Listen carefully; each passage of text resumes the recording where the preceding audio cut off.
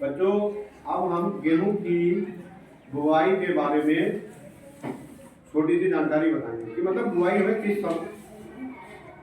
तरह करनी चाहिए। ठीक है, गेहूं की खेती की जो बुआई है कैसे करनी चाहिए और बीज की कितनी मात्रा डालनी चाहिए। ठीक है, गेहूं की बुआई जो जब हमारे तापमान है 20 से 25 डिग्री सेंटीग्रेड हो जाए तब हमें गेहूं की बुआई करनी चाहिए, ना बहुत पहले ना बहुत लेट। ठीक है, लेकिन लेट वैरायटी भी है, उनकी भी बुआई की जाती है। ठीक है, अधिकतम लेट वैरायटी की बुआई 25 दिसंबर या 5 जनवरी तक, इससे ज़्यादा नहीं चाहिए। ठीक है, गेहूं की जो बुआई होती है इसके लिए बीज की मात्रा है वो 100 किलोग्राम बीज की मात्रा, और जो पछेती हैं उनके लिए 125 किलोग्राम।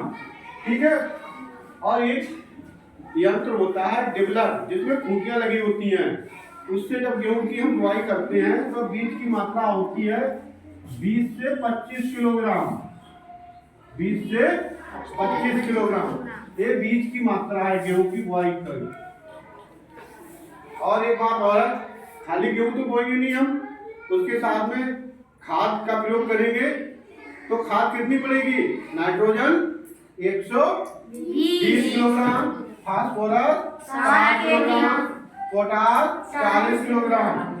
लेकिन एक बात ध्यान रहेगा कि नाइट्रोजन की मात्रा है आधी, 1/2, फास्फोरस पूरी, पोटास पूरी मात्रा बुआई के समय देंगे। ध्यान रहेगा, नाइट्रोजन की आधी, फास्फोरस की पूरी, पोटास की पूरी मात्रा। जो बची हुई नाइट्रोजन है वो सिंचाई के समय आधी, इसको हम 2 भागों में बांट लेंगे।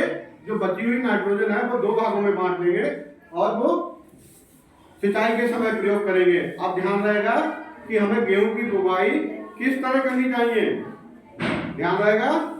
अब आगे हम गेहूं की सिंचाई पढ़ाएंगे। ठीक है।